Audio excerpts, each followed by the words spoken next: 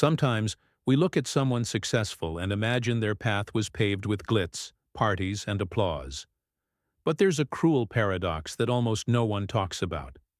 The more glamorous the story, the more shadows it hides. And few brands embody this duality as intensely as Versace.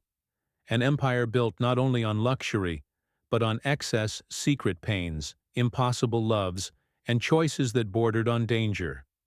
It's curious how the world desires everything it doesn't understand, and perhaps that's why. Versace never sold clothes. It sold fantasy. What's most shocking is realizing that at its core, this empire arose from the same weaknesses that many of us try to hide. Insecurity, rejection, misinterpreted boldness, fear of not being enough. All of this shaped one of the greatest symbols of global desire. And the most counterintuitive thing of all? Versace grew precisely because it refused to be moderate. While the world said, "Be discreet," Gianni said, "Exaggerate." While they said, "Less is more," he proved that sometimes more is more, and that changes everything. And perhaps you'll realize, as you delve into this story, that excess isn't always superficial. Sometimes, it's the only way someone can scream when life tries to silence their very existence. And it's at this point that the question arises that no one asks but everyone feels. What truly sustains an empire built on desire? You're about to find out. And perhaps in the process, discover a piece of yourself. The birth of excess. From an early age, it seemed that Gianni saw the world through magnified lenses, almost as if everything around him had more vibrant colors than normal. While other boys played with the basics, he was fascinated by fabrics that nobody wanted, patterns that many considered tacky, and glitter that seemed too much for the time. He realized that what they called exaggeration was, in fact, just aesthetic courage. And this courage began to shape his gaze, as if he sensed that the world would reward precisely what he insisted on not hiding. It was as if excess was already waiting to be born with him. Gianni learned early on that the extraordinary is born precisely when someone allows themselves to go beyond the limits that others consider acceptable. Think of a child who cuts up magazine clippings and transforms them into imaginary dresses. Except in his case, these clippings already carried the audacity of someone who wasn't afraid to be seen. It's almost like someone reading a forbidden book and, instead of hiding, placing the title face up on the table. He did this with colors, with cuts, with attitude. And in this silent process, he came to understand that excess was not a defect, but identity. If you look closely, everyone who builds something great starts like this. Somewhat out of place, somewhat misunderstood, but unwaveringly faithful to their own instincts.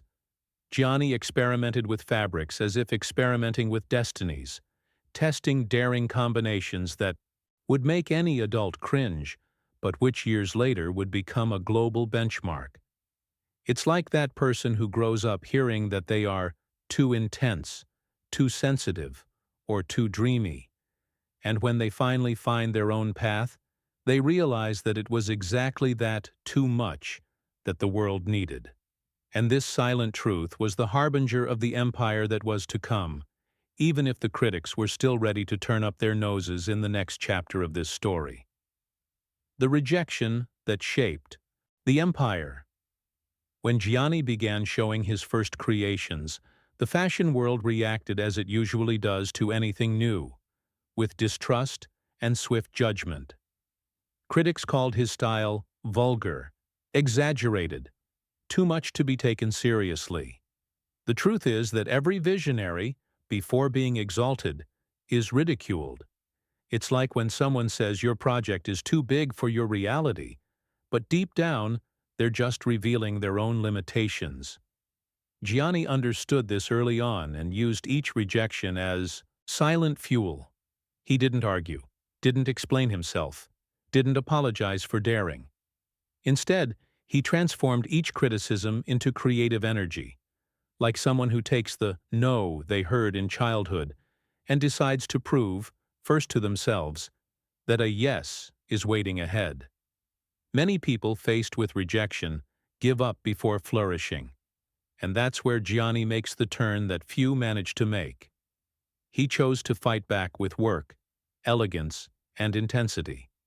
It's like the professional who receives a job rejection and the following month creates their own business that the company would be envious of hiring. Rejection shaped the Versace empire because it taught Gianni not to depend on external validation to exist. That's one of the greatest secrets to success, being able to keep walking even while stumbling under the gaze of others. He discovered that the difference between ridiculous and revolutionary is just a matter of time and consistency. People who are now considered role models were once called crazy, exaggerated, unrealistic. And while everyone tried to categorize him, he kept creating, preparing the ground for a transformative encounter that would change fashion forever. The age of supermodels and the seduction of power. When Gianni met the supermodels, it seemed as if two forces of nature had finally collided. He brought excess, they brought presence, and together they created something greater than fashion. They created a spectacle. Naomi, Cindy, Linda, Claudia. They all walked as if they could set a room ablaze with just a look. Versace understood that clothes didn't just need to be worn. They could transform a woman into a living myth. And from then on, each show became a ritual of power. Gianni did something few designers have dared to do. He celebrated sensuality as an asset, not a sin. It was as if he were saying, through the models, that feminine strength lay not in restraint, but in allowing oneself to be. This is reminiscent of someone who, after years of hiding, finally wears an outfit that reflects who they truly are, and discovers they always had an energy of authority hidden within them. Versace simply amplified that energy for the whole world to see. This period transformed the industry because it showed that fashion could be performance, narrative, almost cinema. Fashion shows ceased to be silent and became events that filled audiences like rock concerts. And Gianni, realizing this, began to manipulate the public's desires like someone composing an invisible soundtrack. Each look told a story. Each step created suspense. Each woman carried a piece of the empire under construction. But what no one imagined was that, behind the scenes, an even more influential figure was preparing to assume an unexpected role. Donatella, the muse who became a columnist. Donatella was always that presence that arrives before her own shadow. Intense, boisterous, magnetic. While Gianni molded the empire with the precision of a sculptor, she walked backstage with the audacity of someone who already knew she belonged on the stage. She was the muse and also the distorted mirror that challenged him to go further.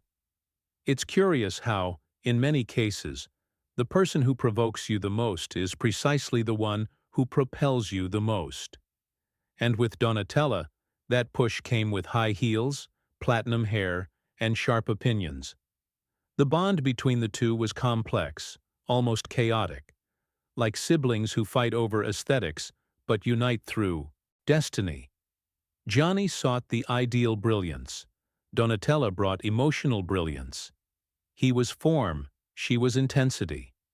It's like when someone starts a project and another arrives, adding the finishing touch that no one dared to attempt.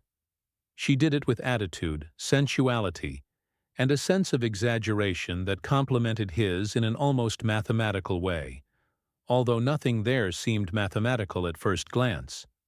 Donatella was not just an inspiration. She was a living laboratory for many of the brand's iconic creations. Gianni observed how she wore, felt, and challenged the pieces, and transformed that into an aesthetic strategy. She's like that person who serves as a barometer for boldness. If it worked on her, it exploded in the world. But what few knew at the time was that, behind the explosive image, Donatella carried a vulnerability that would become essential when the empire was brought to its knees, and the next chapter began to weigh on her in a way no one imagined. The ritual of forbidden luxury. The Versace universe of the 90s seemed more like a secret ritual than a fashion brand. The private parties, the corridors illuminated by golden chandeliers, the soft music echoing in mansions forbidden to ordinary eyes. Everything created the feeling that entering there was like crossing an invisible border. Gianni understood early on that desire is born from the inaccessible, from what seems almost dangerous. It's the same principle as rare things. It's not enough to be beautiful, it needs to be difficult to achieve. And he transformed this logic into aesthetics. Within this context, each piece ceased to be clothing and became a symbol. A gold dress was more than just fabric. It was a promise of power, freedom, and even rebellion. It's like when a person buys their first truly daring item, a striking perfume, scarlet heels, an impeccable suit, and discovers that half the power lies in the object and the other half in how it makes them walk. Versace sold this feeling of elegant transgression, like someone offering a key to a world reserved for a select few. But there was something deeper in this forbidden luxury, a psychological game. Gianni knew that human beings desire what makes them feel alive, and often that lies precisely on the edge of what is acceptable.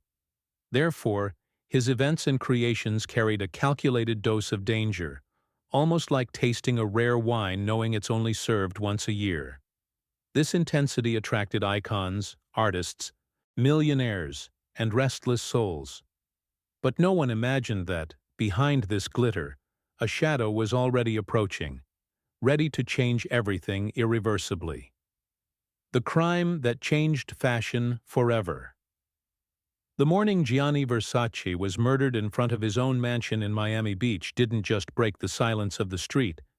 It shattered the emotional core of the entire industry.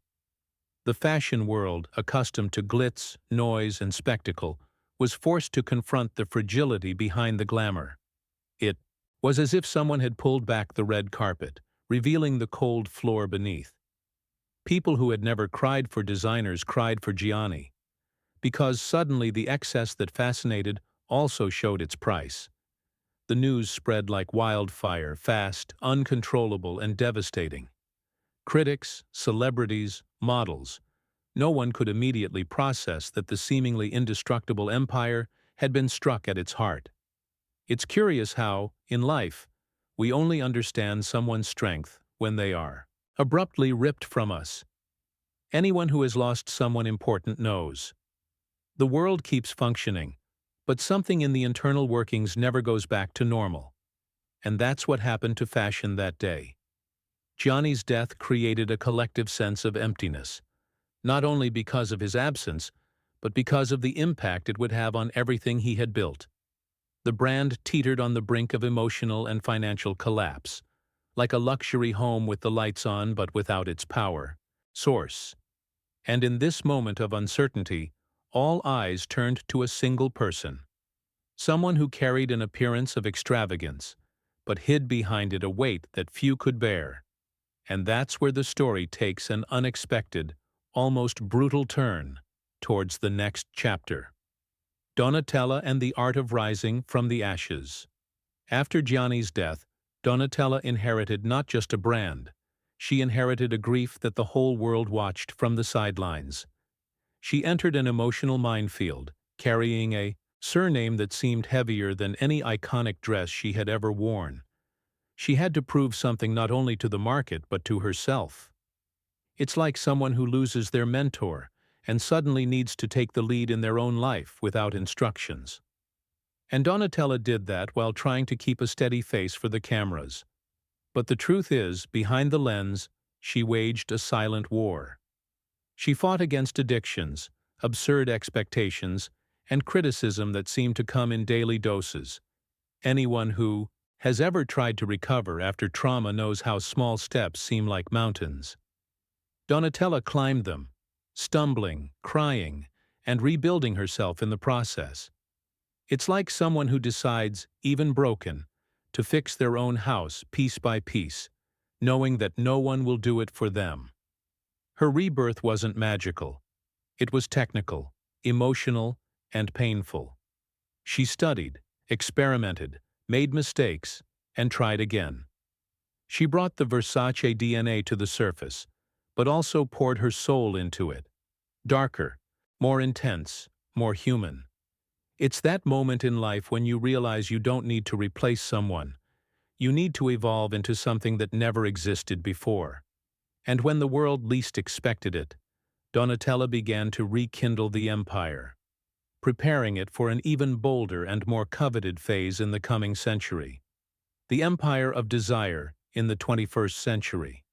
When the 21st century began, Versace was no longer just a brand. It was almost a living organism, breathing desire and cultural provocation.